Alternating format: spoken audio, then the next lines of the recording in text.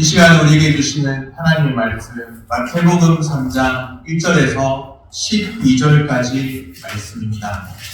신약 성경 3쪽입니다.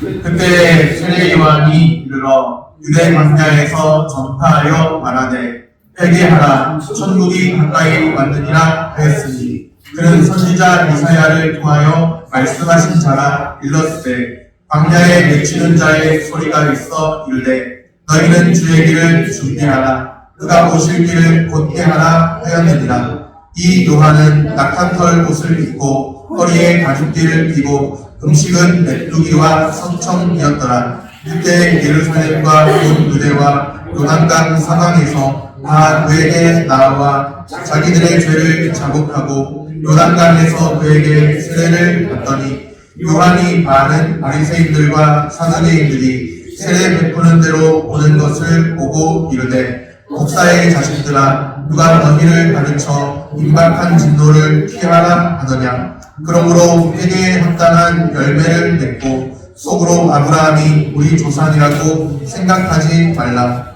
내가 너희에게 이르노니 하나님이 능히 이 돌들로도 아브라함의 자손이 되게 하시리라. 이미 도끼가 나무 뿌리에 놓였으니 좋은 열매를 맺지 아니하는 나무마다 찍혀 불에 던져지리라. 나는 너희로 회개하기 위하여 물로 세례를 베풀거니와 내 뒤에 오시는 이는 나보다 능력이 많으시니 나는 그의 신을 들기도 감당하지 못하겠노라. 그는 성령과 불로 너희에게 세례를 베푸실 것이요 손에 키를 들고 자기의 화장마당을 정하게 하사 알곡은 모아 곳간에 들이고 쭉정이는 꺼지지 않는 불에 태우시리라. 아멘. 샬롬, 주님의 평강이 함께하기를 소원합니다. 오늘 말씀, 주의 길을 예비하라, 그런 말씀인데 왕이신 예수님의 길을 준비하는 한 사람이 있습니다. 그의 이름은 요한입니다. 흔히 말하기를 세례 요한, 그렇게 불립니다. 세례 요한이 전파한 메시지가 있는데 세례 요한이 전파한 메시지는 너무도 분명합니다. 회개입니다. 2절 말씀입니다. 우리 2절 말씀 같이 한번 읽어보겠습니다. 회개하라, 천국이 가까이 왔느니라 하였으니. 아멘. 회개와 천국이 관련이 있다. 이 말씀만 봐도 회개하라, 천국이 가까이 왔다. 가까이 온 천국, 예수 그리스도 안에서 도래한 천국이 있는데 그 천국을 누리는 사람은 회개하는 사람입니다. 회개하라에 해당하는 헬라어 메타노에오이데, 마음을 바꾸다, 무슨 일을 후회하다, 그런 뜻이죠. 특별히 마음을 바꾸다. 마음을 바꾼다는 것, 그게 바로 회개의 의미인데, 마음을 바꾸다, 그게 바로 회개인데, 단순히 머리로만 계획을 수정하는 것, 머리로 알고 있어서 이렇게 계획을 바꾸면 되겠다, 머리로만 계획을 수정하는 것, 머리로만 계획을 어떻게 하는 것, 이런 것을 말하지 않습니다. 마음을 바꾼다는 것은 전인격적인 변화를 의미합니다. 진정한 회개는 전인격적인 변화이기 때문에 회개에 합당한 열매를 맺기 마련입니다. 머리로만 계획을 수정하는 정도, 그냥 나도 오랫동안 교회 생활해서 다 알고 있다, 그 정도로 아는 정도, 그게 회개가 아닌 거예요. 계획을 머리로 바꿔야겠다, 그 정도로 품었다고 해서 회개가 아닙니다. 마음을 바꿔야 합니다.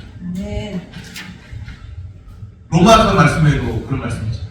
너희는 이 세대를 본받지 말고 마음을 새롭게 함으로 변화를 보라. 하나님의 선하시고 기뻐하시고 온전하신 뜻이 무엇인지 분별하도록 하라. 마음을 새롭게 함으로 변화를 받라. 마음을 바꾸라. 마음을 바꾼 사람들은 생각만 이렇게 고쳐야지, 그게 아니다. 회개에 합당한 열매를 맺게 되어 있습니다. 8절 말씀입니다. 그러므로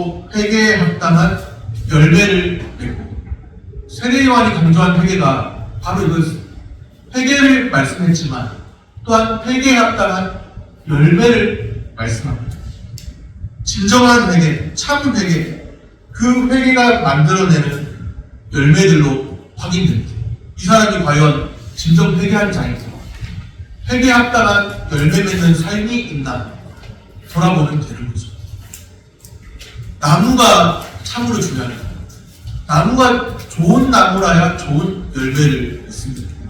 나쁜 나무는 나쁜 열매를 맺기 마련입니다. 회개한 자인가? 본질적인 질문인데 그것은 회개에 합당한 열매 맺는 삶으로 드러나게 되어 있다는 거죠. 회개에 대한 참, 회개에 합당한 열매 맺는 삶에 대한 메시지가 있습니다.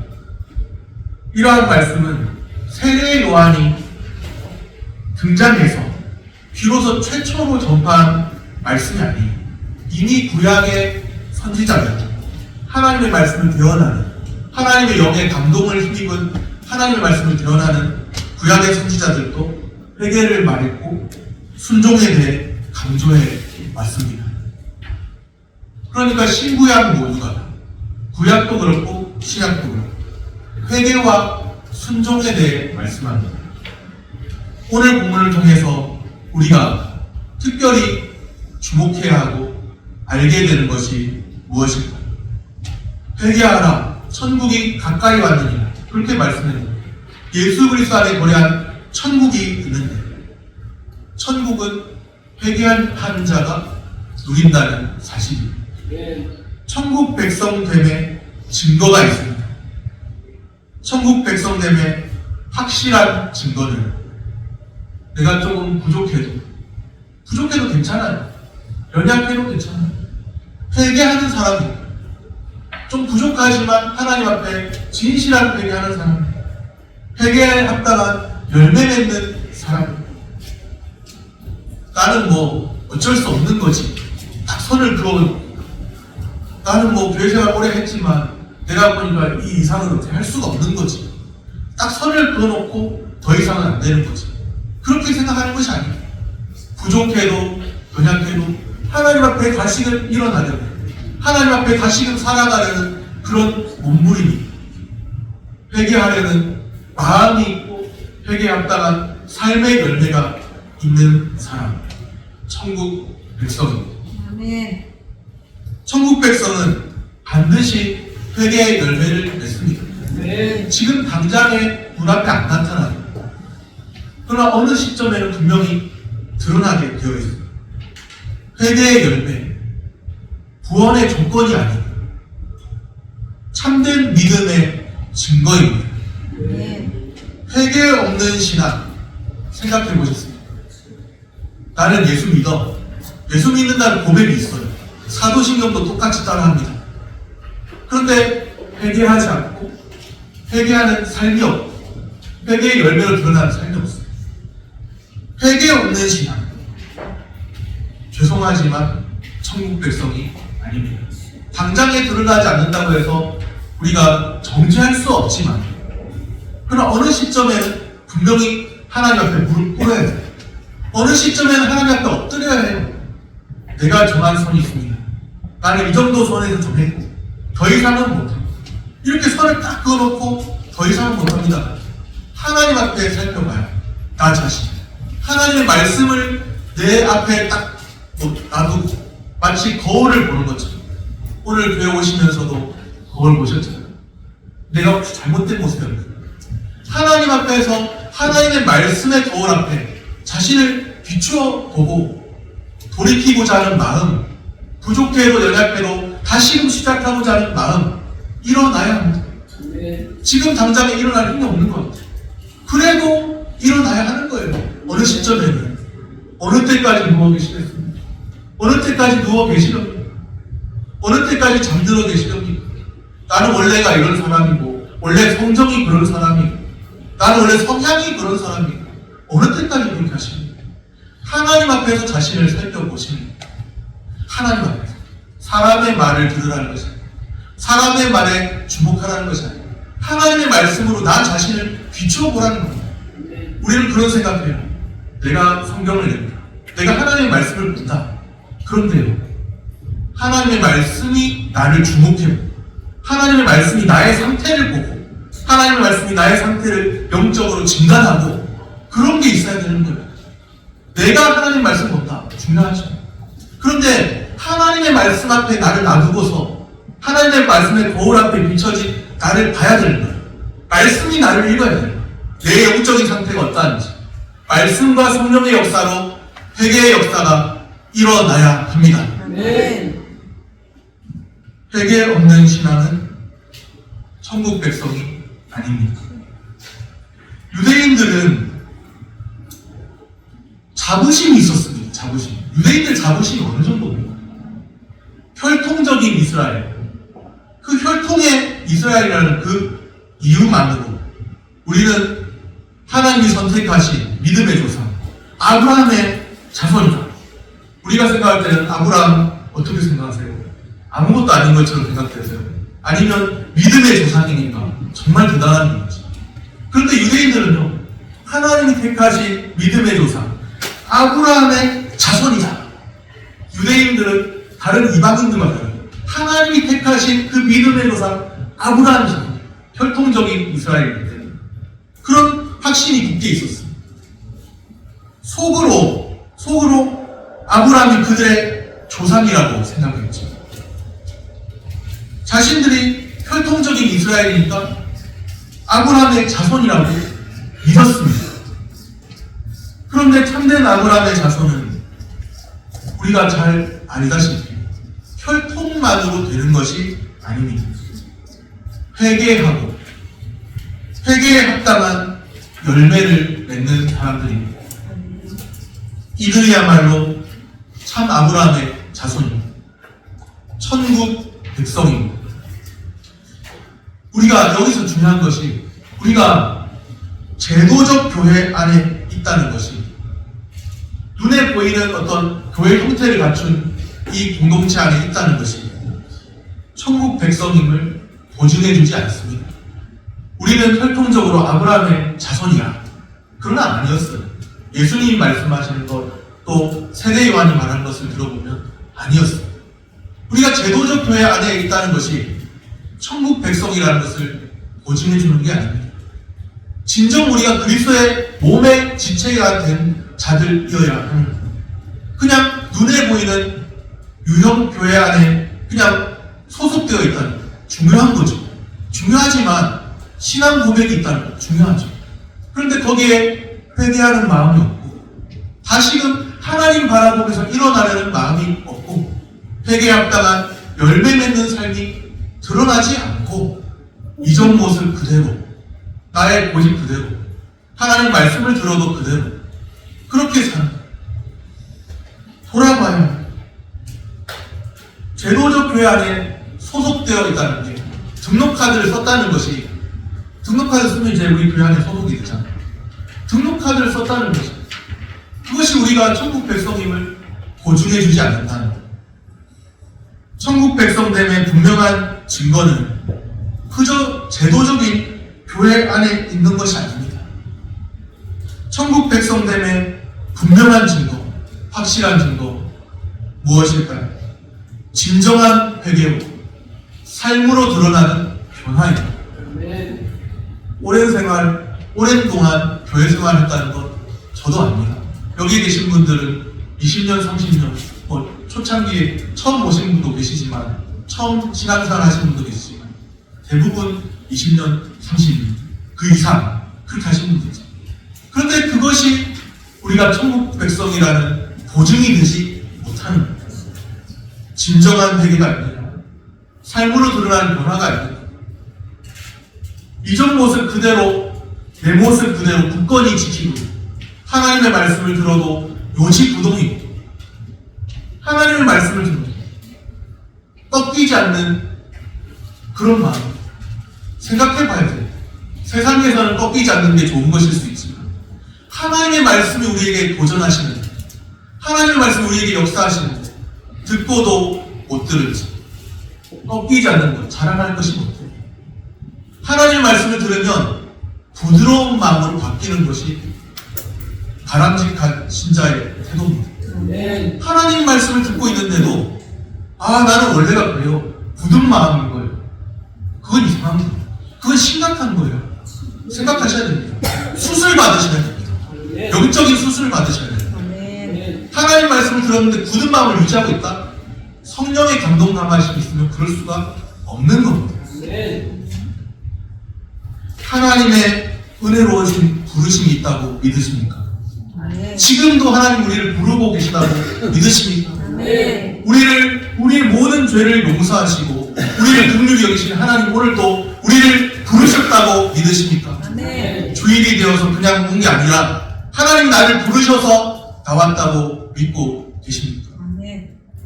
하나님의 은혜로우신 부르심으로 오늘 우리가 이 자리에 있는 거잖아요. 목사가 불러서 온 것도 아니고 주일이 됐기 때문에 그냥 참여한 것도 아니고 하나님이 부르신 거잖아요.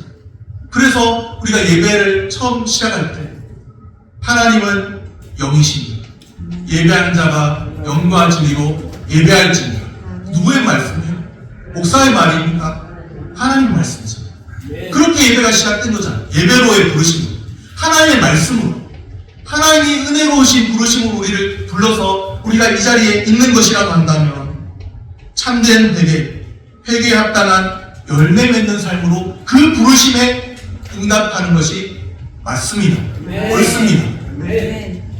은혜로우신 부르심에 진실한 응답이 있기를 바랍니다. 살아있으면요, 푹 찌르면 살아있다는 반응을 하더라고요. 아, 왜 내가 살아있는 사람인데 왜 나를 푹 찔러? 그러고 반응하더라고요. 살아있으면요, 칭찬해주면 반응하고, 또 뭔가 살아있으면 뭐라고 하면 또 반응하더라고요. 하나님의 은혜로우신 부르심에 믿음의 응답이 없다. 그럴 수 있을까요? 살아있는 믿음이. 하나님의 은혜로우신 부르심, 진실한 응답이 있기를 소원합니다. 회개의 세례를 전파한 세례 요한이죠. 당시 종교 지도자들을 질타했습니다. 7절 말씀입니다. 요한이 많은 바리새인들과 사두개인들이 세례 베푸는 대로 오는 것을 보고 이르되, 그 다음 말씀은 뭐예요? 독사의 자식들아, 누가 너희를 가르쳐 임박한 진노를 피하라 하더냐. 세례 요한 당시에 유대교에는 여러 분파가 있었죠. 흔히 6대 분파가 있었다고 말합니다. 그 중에서도 대표적인 두 그룹이 오늘 우리가 보고 있는 바리새인들, 사두개인들. 이들은 뭐 멍청한 사람들이었나? 아닙니다. 이들은 잘 나가는 사람들이었어요. 종교 지도자들입니다. 그 당시 세례 요한 당시.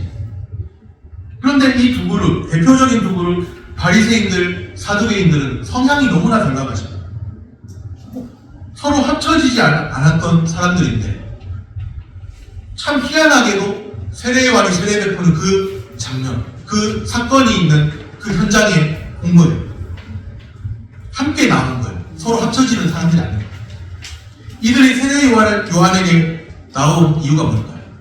종교 지도자들인데 세례 요한이 뭔가 인기가 있고 하니까 한번 세례 요한한테 세례 받으면 좀 잘 될 것 같아갖고 그래서 왔을까요? 세례 요한에게 많은 사람이 몰려들고 인기가 많아지죠. 돌아가는 어떤 사태를 살펴보려고 합니다. 특별히 회개의 메시지를 전하는 이 세례 요한이 어떤 사람입니까? 그들에게는, 사두개인들, 바리새인들, 이 사람들에게는 진정한 회개에 합당한 열매 맺는 삶이 없었습니다. 종교 지도자들인데도 그럴 수가 있는 거죠. 비록 종교 지도자들일지라도 세례 요한의 말로는 독사의 자식, 그렇게 드러날 뿐이에요. 독사의 자식들 얼마나 무서운 말입니까? 좀 정중하게 표현해서 독사의 자식들이지, 우리 일상언어로 바꾸면 뱀새끼들, 이렇게 표현해야 되지 않을까요? 우리는 보통 욕할 때 강아지 새끼들 이렇게 하는데 그거보다 더 센 거예요. 뱀 보면 징그럽잖아요. 뱀새끼들 이렇게 한번 오는데 종교 지도자들이 탁 찾아왔는데 이 뱀새끼들 어디서 임박한 진노를 피하려고 왔느냐. 차라리 임박한 진노 속에 죽어버려라. 너희들은 회개에 합당한 열매 맺는 사람도 아닌데 이러고 있는 거예요. 얼마나 무서운 말입니까?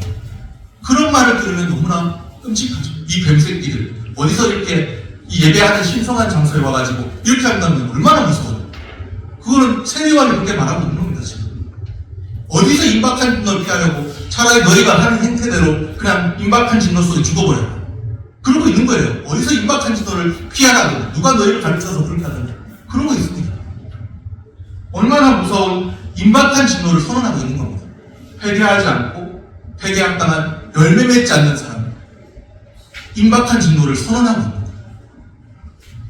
이것은 장차 세례 요한이 가야 할 길을 미리 암시적으로 보여주는 장면입니다. 세례 요한이 이런 말을 하고 있는데, 회개의 메시지를 촉구하고 회개에 합당한 열매 맺지 않으면 임박한 진노가 있다고 이렇게 표현하고 있는데, 세례 요한의 길이 어떤 길이 될까요? 평탄한 길이 될까요? 아니면 고난의 길이 될까요?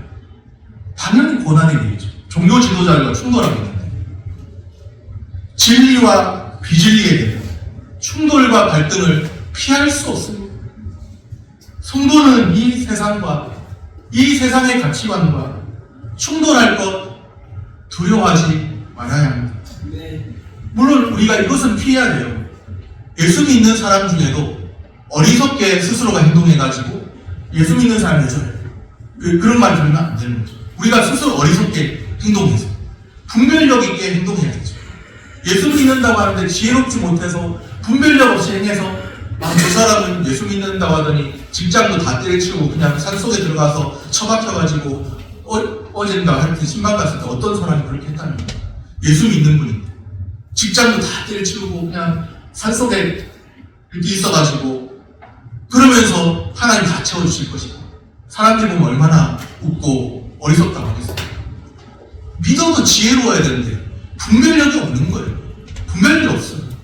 그게 무슨 믿음입니까? 신비주의지. 그렇게 한번 백날 해보세요. 물론 이제 어쩌다 한번 하늘에서 뭐 까마귀 와가지고 좀 던져주고 갈지는 모르겠어요. 그런데 그게 일반적인 형태는 아닌 거예요. 하나님을 진실로 믿고 섬기고 따르고 그러면서 우리의 해야 될 책임을 다하고 해야 되지, 그냥 산속에 다 들어가가지고 그런 식의 믿음은 지혜롭지 않아요. 우리가 스스로의 잘못된 행실로 인해서 어리석게 행동해서 세상과 충돌하는 일 없어야 되죠. 분별력 있게 행동해야 되죠. 그런데 성경이 말씀하는 것은 진리와 비진리는 충돌하게 됩니다. 우리가 지혜롭게 행동해도 때로는 이 세상의 가치관과 하나님 나라의 그 가치관이 서로 달라져 충돌과 갈등이 일어날 수 있다. 성경적 가치관과 세상의 가치관 사이에서 충돌이 있을 수 있습니다. 주님이 다시 오실 길을 세례 요한이 예비하고 있죠. 주님이 다시 오실 길을 예비하는 그 과정에는 고난이 따른다. 고난이 따른다는 거예요. 우리가 스스로 어리석게 행동해서 당하게 되는 고난 말고 주님을 따르기 때문에 당하게 되는 고난, 복음과 진리를 따르다가 겪는 고난이 있습니다. 예수님께서도 말씀하셨죠. 세상에서 너희가 환난을 당하나 담대하라. 내가 세상을 이겼다. 세상에서 너희가 환난을 당한다. 예수님을 믿는 사람들, 복음과 진리를 따르다가 겪는 고난이 있습니다. 그런데도 이 길은 포기할 수 없는 길입니다. 고난이 너무 심하니까 나는 포기하겠습니다. 그럴 수 없는 길입니다. 주님이 부르셨기 때문에. 이 길은, 주의 길을 예비하는 이 길은 천국 백성이 가야 할 길입니다. 가야만 하는 길입니다. 힘이 들고 어려워도 찬송하며 갑니다 하면서 가야만 하는 길입니다. 목사가 힘들다고 아이고 다 때려치우지 뭐 그냥 다 때려치우고 그냥 다른 데 가버리지 이러면 어떻게 되겠어요? 제 이야기하는 거 아닙니다. 그렇게 되면 어떻게 되겠어요? 뭐 우리 교회 목장장님은 힘들다 보면 그냥 다 때려치우지 뭐 그럼 이러면 어떻게 되겠어요? 우리 교회 목장장님은 그렇다는데 예를 들어서 그럼 어떻게 되겠어요? 천국 백성은 천국 백성으로서 가야 할 길을 가야 하는 거예요. 힘이 들고 어려워도 찬송하며 갑니다. 믿는 자의 삶에 따르는 고난을 두려워하지 말아야 합니다. 주님이 주시는 담대함, 다시 오실 주님의 길을 예비하시기를 바랍니다. 말씀을 정리합니다. 천국 백성됨의 증거는 회개에 합당한 열매 맺는 삶입니다. 주님이 오실 길을 예비하는 과정에는 고난이 따릅니다. 그러나 주님이 오실 길을 예비하는 삶은 영광스러운 삶입니다. 그래서 가야 합니다. 우리 주님이 부르신 영광스러운 자리, 영광스러운 삶입니다. 참된 회개와 주님이 오실 길을 예비하는 삶으로 주님의 영광 위에 사시기를 축복합니다. 기도하겠습니다.